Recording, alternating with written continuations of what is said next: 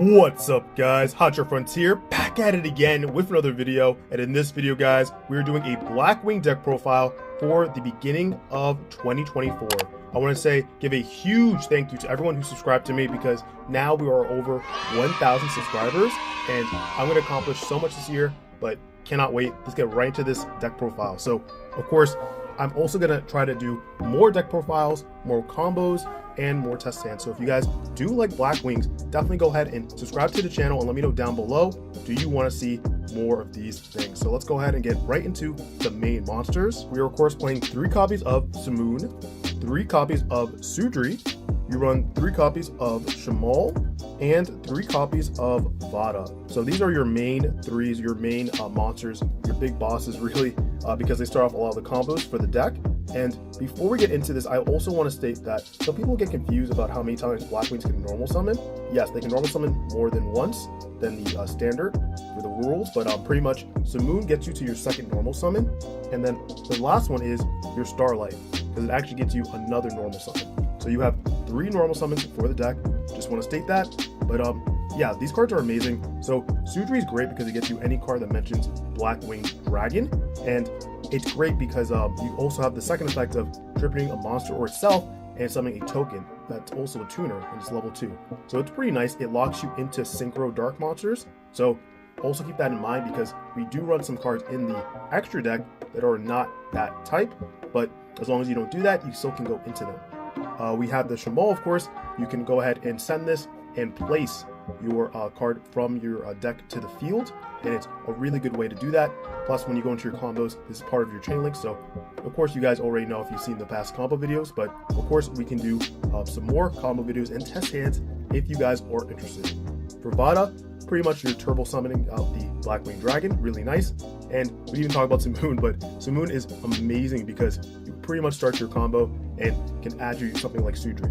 So moving on, we play 2 copies of Command the Dust, 1 copy of Zephyros the Elite. We are of course playing 1 Chinook the Snowblast, 1 copy of the Blackwing Shangri the Waning Moon, and 1 copy of Assault Synchron. So pretty much Command the Dust is great because it modulates its level to what you need, which is really great in terms of Blackwings. We have Zephyros the Elite, the ones for dual effect to bounce one of your continuous spells back to the hand, activate it again. You pretty much special summon this out from the grave. It's really nice. And we have of course the Chinook, which is an impermanence in hand, which is great if you control a dark synchro monster on the field. Shangri is awesome because it's level 2. You can summon it for free pretty much. You can control a Blackwing monster and has the graveyard effect to pop something. So has a lot going for it. And then of course Assault Synchron. So we love level 2 tuners in the deck, like for sure. So it's great to have access to this card as well. And we play cards that we can actually search something like this too. Moving on to the hand traps, we're of course playing 1 Magnamut, 2 copies of Dreasworm. We have 2 Ash Blossom and 2 Impermanence.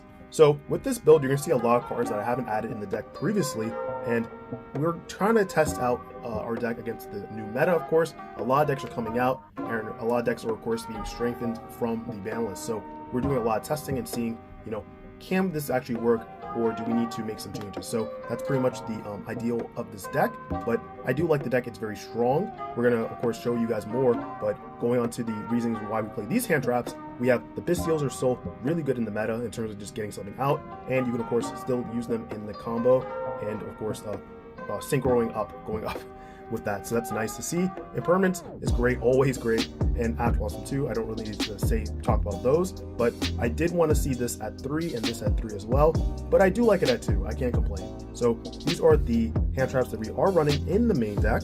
And moving on guys to the spells, so we are on 3 copies of Pot of Prosperity, 3 copies of Small World, 3 copies of Black Whirlwind, 2 copies of Black Feather Whirlwind, and of course 2 copies of TTT, and finally 1 copy of Call by the Grave. So you guys know these are your searchers here. Hopefully we can get something with Power of Prosperity.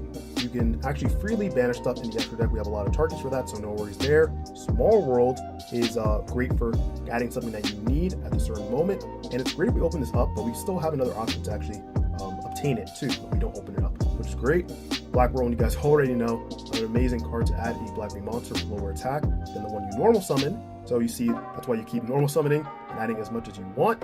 You have Black Feather Whirlwind, of course, to special summon back something from the graveyard. It's a once per card effect, so if you have multiple copies, you can activate them once at a time and do something like Zephyros, bring it back to your hand, activate it again, and you can use it again, which is great.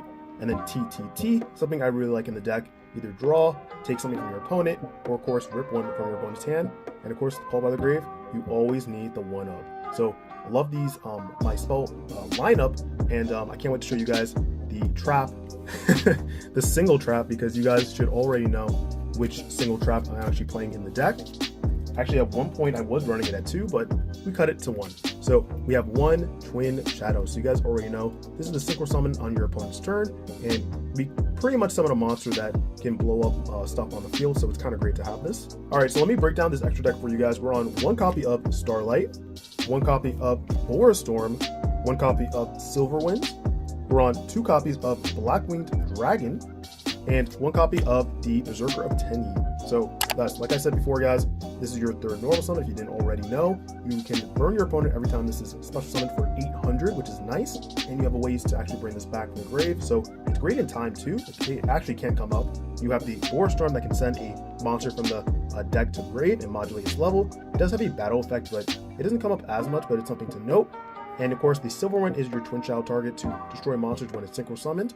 You have the Blackwing Dragons because, of course, one to go into your Blackwinged Assault Dragon, and the other one is nice to have as well. And then you have the Draco Berserker of Tenyi to banish something. Once your opponent pretty much activates a monster effect, you can banish it. So these cards are really great to have here. Let me show you guys the rest of the extra deck. So we're on 3 copies of Blackwinged Assault Dragon. Yes, this is pretty much a proxy because we don't have the 3rd right now. We're playing 1 Full Armor Master, 1 Chaos Angel, 1 copy of Baronnet de Fleur, 1 Bestial Dispater, and for your non-synchro extra deck monsters, we are playing 1 Anti-Zeus, and finally 1 Little Knight. So yes, guys, this is the proxy for this, but it's kind of awesome because you have all 3 on board. They deal 700 for each monster effect your opponent activates. So imagine 2100 damage. If you summon all of these before your opponent's turn, they're not activating much effect. They're activating like 4 effects to death. At that point, it's kind of crazy. And if it has 4 more counters on every time an opponent activates a monster effect, it gains a counter. 4 more counters, you can blow up everything. Kind of crazy. Full Armor Master is always the GOAT because it's unaffected by other card effects and has pretty much a brain control effect to take something, which is nice. Chaos Angel is great because going into it with darks protects your dark monsters from getting destroyed by battle, which is great. Baronnet de Fleur, the Omni Negate, if you can go into it without locking yourself into dark beforehand, is great to have, but it's debatable. You could take it out if you guys want to. You have the Dispater, Monster Negate, and you can actually resurrect something from your banish zone, which is nice too. Anti-Zeus is great against monsters with 3000 or more attack, and it's more of like a going second card sort of, right? Because if your opponent activates monsters effects the turn previously, you can summon this out. So it's kind of great to have here, and you can actually bounce something back too, which is great. And the Little Knight, you already know the $115 card is worth it. So if you can pretty much go into it, it's 100% worth it. And something to note too is, like I said before, if you activate Sudri's effect and you're locked into dark synchro monsters, you pretty much cannot summon Little Knight, Anti-Zeus, or Baronnet. So you want to kind of keep that in mind. If you're stuck in the combo and you want to commit to that, you cannot go into these after that board. So you have to go into it before. So this is the rest of the extra deck. Let me know if you guys like it. I want to go right into the side deck. Now for this side, it might confuse you at first, but I'll explain the reasons why. So we have 2 copies of the Raiden. We have 1 copy of Nibiru, 1 copy of Drolin Lockbird, 2 copies of Crossout Designator, 3 copies of the Spellbound, which is nice, 2 copies of TTT, the other TTT, 1 copy of Herald of the Abyss, 1 copy of Harpy's Feather Duster, and we're on 1 copy of Evenly Match, and 1 copy of D-Barrier. So yeah, I think you guys can kind of understand, but I'll also explain. Crossout, we're playing the 1 targets here, Nibiru and Droll Lockbird. Plus, of course, we play the Ash Blossom and Infinite Impermanence in the main deck, so we have pretty much a clear way to stop that if they activate that. We have the Spellbounds, stop your opponent from doing what they want to do, and we have the TTT because we can pretty much search or set anything that we want to activate, like a normal spell or trap card. These are our traps. We can pretty much have 3 copies of. So that's kind of cool. We want to run like 1-ups in the side deck, because what's the point of running even more, because you're already going to have consistency with this, which is great. 3 evenly matches, 3 D barriers, 3 Herald of the Abyss, and of course 3 Arby's Feather Dusters. So I really like the side deck. This is again something I'm testing out, but overall I'm really happy with how this is going. So I can't wait to see, with the start of this year, how Blackwings will do at locals and furthermore in regionals. But let me know how you guys like this side deck.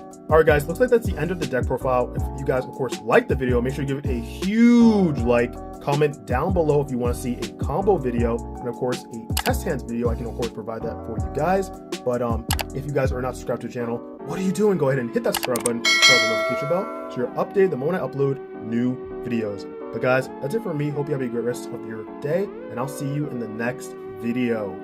Peace.